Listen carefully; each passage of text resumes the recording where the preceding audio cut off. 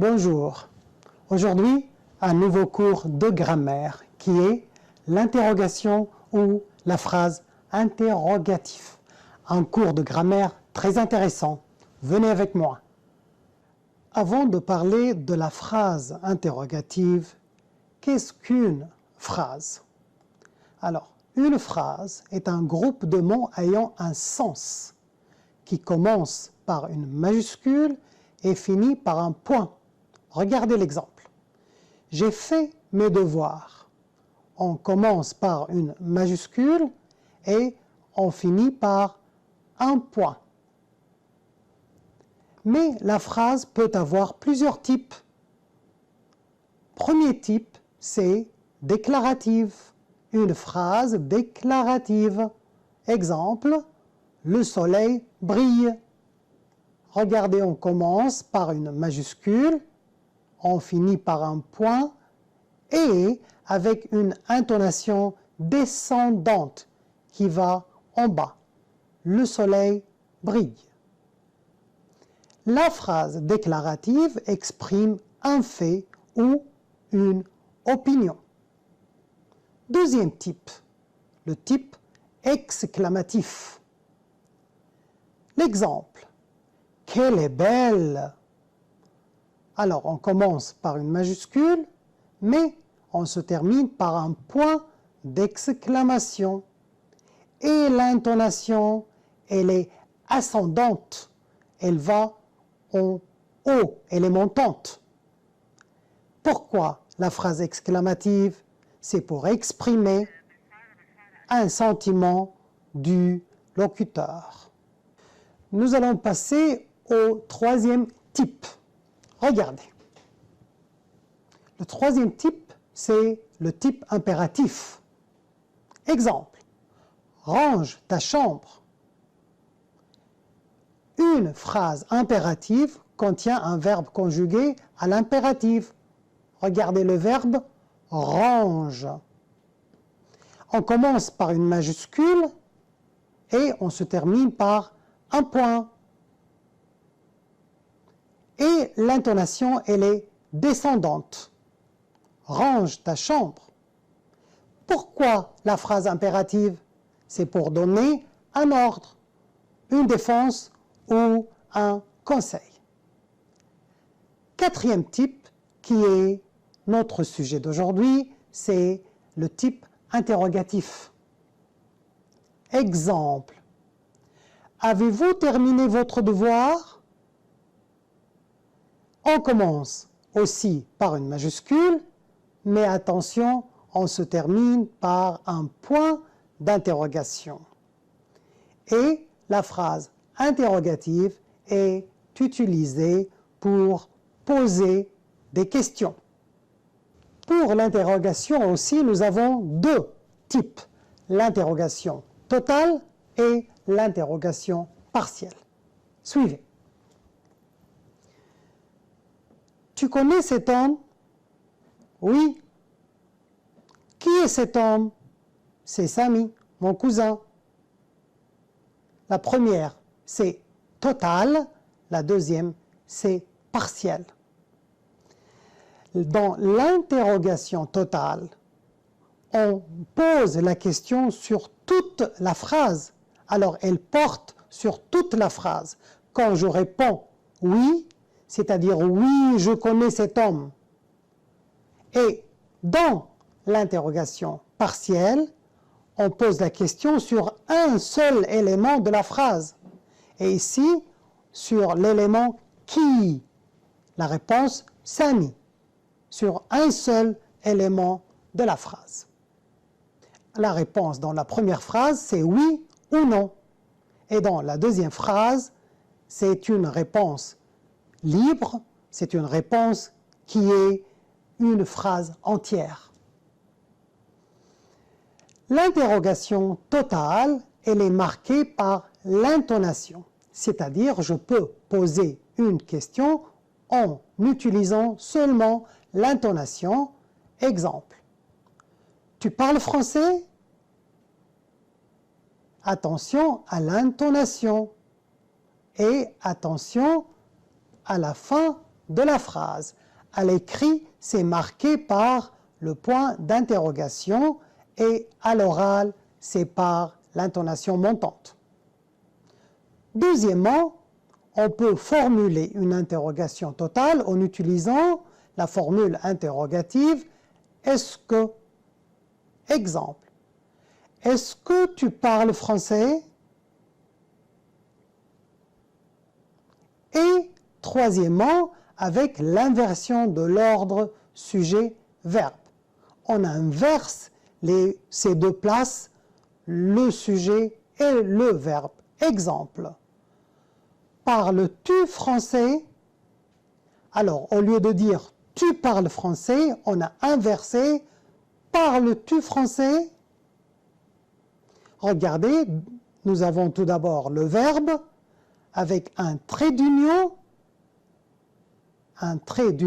et après « tu », le sujet. Attention dans ce cas-là. Regardez cet exemple. Parle-t-il français? Alors, si le verbe se termine par une voyelle, comme parle, et le pronom sujet commence par une voyelle, comme il faut introduire un T entre les deux, comme dans l'exemple. Parle-t-il français? Voilà. Pierre, parle-t-il français? Alors, ici, si le sujet de la question n'est pas un pronom personnel et qu'on veut faire l'inversion, on doit garder le sujet tel qu'il est, comme Pierre, on va garder Pierre, et on va faire l'inversion avec le pronom personnel correspondant. Alors, on a laissé Pierre et on a introduit il pour faire l'inversion. Parce que Pierre n'est pas un pronom, c'est un nom. Maintenant, nous allons passer à une autre forme de la phrase interrogative en utilisant des adjectifs interrogatifs. Quel? Suivez avec moi. Nous avons 4 formes, puisque c'est un adjectif. La première forme, c'est quel pour le masculin singulier. Quel pour le féminin singulier. Quel masculin pluriel et quel féminin pluriel. Regardez ces exemples. Et votre prénom? Ici, je pose la question sur le mot prénom, qui est un nom masculin singulier. Alors, je vais utiliser quel avec un seul L. Dans quelle ville habitez-vous? Ici, l'adjectif interrogatif va se correspondre avec le mot ville qui est féminin singulier. Troisième, monument visitez-vous? Monument, c'est un nom masculin pluriel. Alors, nous allons utiliser quel. Et finalement, sont vos dates de vacances? Je vais poser la question sur le mot date, qui est ici un mot féminin et au pluriel. Alors nous allons utiliser quel. On peut utiliser aussi d'autres formes pour faire une phrase interrogative, qui est l'adverbe interrogatif. Où, quand, comment, combien, pourquoi sont des adverbes interrogatifs. Alors, où, quand, comment, combien et pourquoi. Premier exemple. As-tu mis mon livre? Et regardez la réponse. Sur la table. Sur la table marque un lieu. Et pour poser une question sur un lieu, nous allons utiliser l'adverbe où. Deuxième exemple. Arrivera l'avion? Et la réponse est à 10 heures. À 10 heures marque le temps. Alors, pour poser une question concernant le temps, nous allons utiliser l'adverbe quand. Troisième exemple. Vas-tu à l'école à vélo? À vélo, c'est le moyen qu'on utilise pour aller à l'école. Et pour poser une question sur le moyen de transport, nous allons utiliser comment. Quatrièmement, as-tu payé ce livre? Et la réponse, 200 livres syriennes.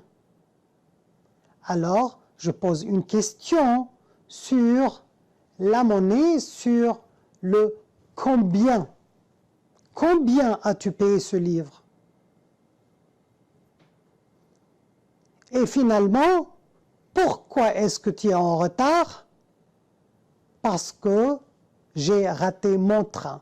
Alors, pour poser une question sur une raison, la réponse commence par « parce que », je dois poser une question avec « pourquoi ».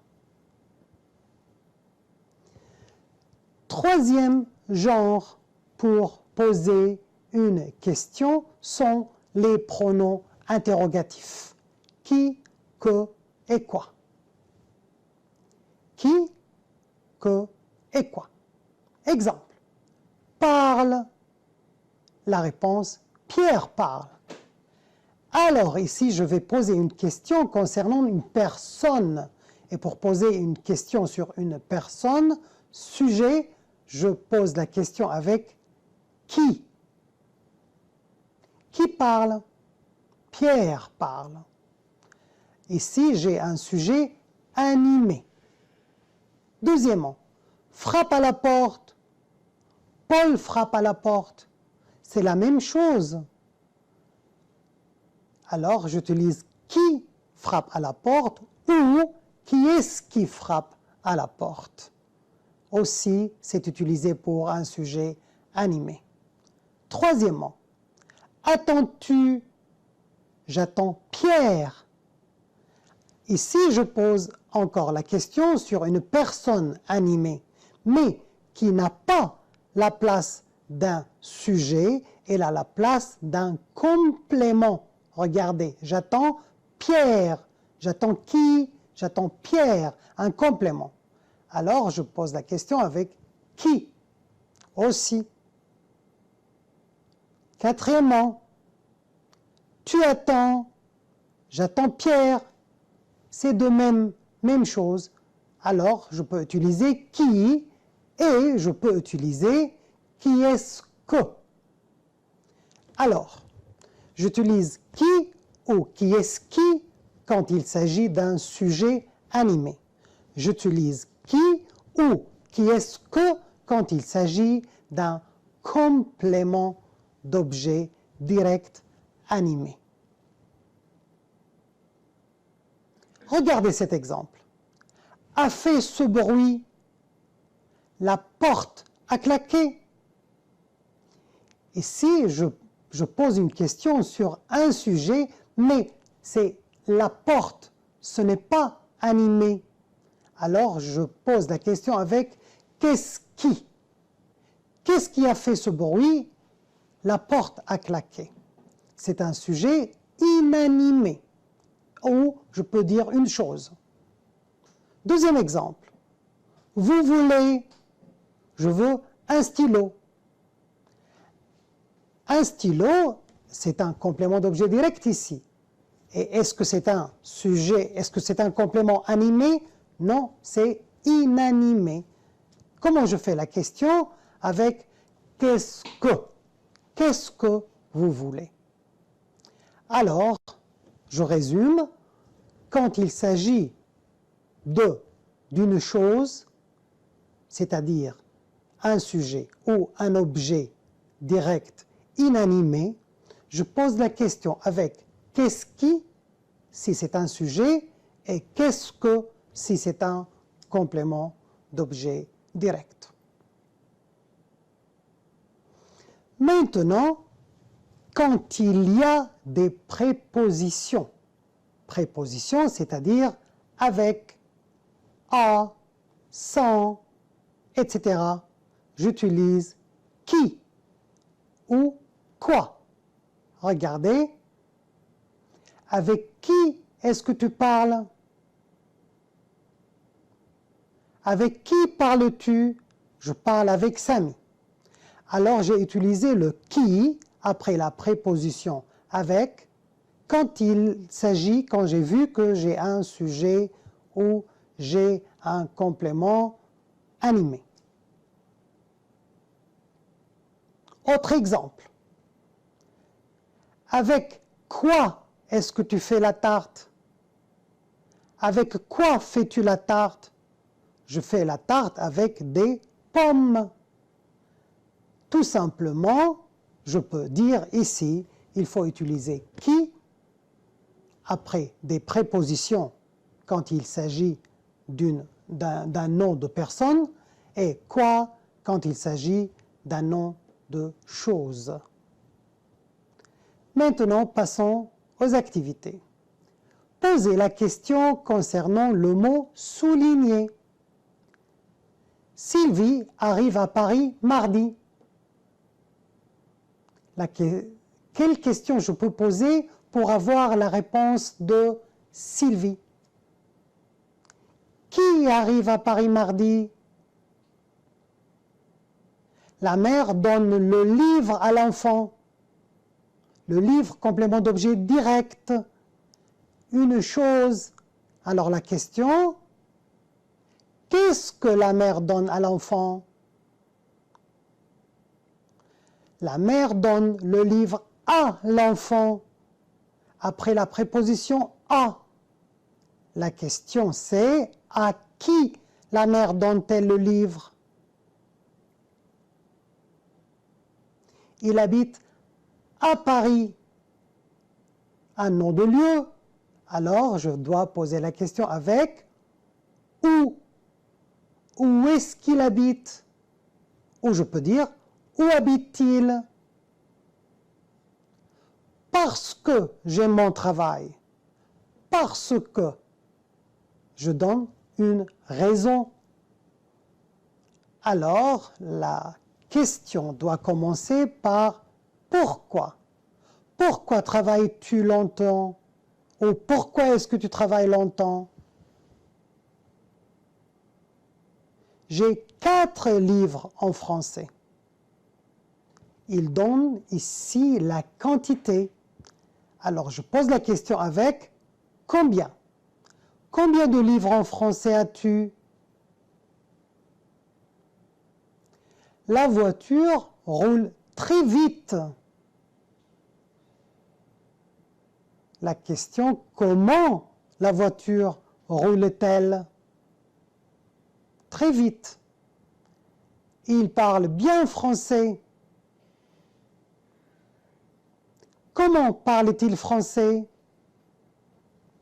Alors j'ai posé des questions ici avec comment, parce qu'il s'agit d'un adverbe de manière. Le directeur est très dur avec ses employés. Après la préposition avec et un nom concernant des personnes. Alors, avec qui le directeur est-il très dur?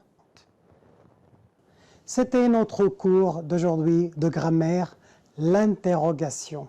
Au revoir.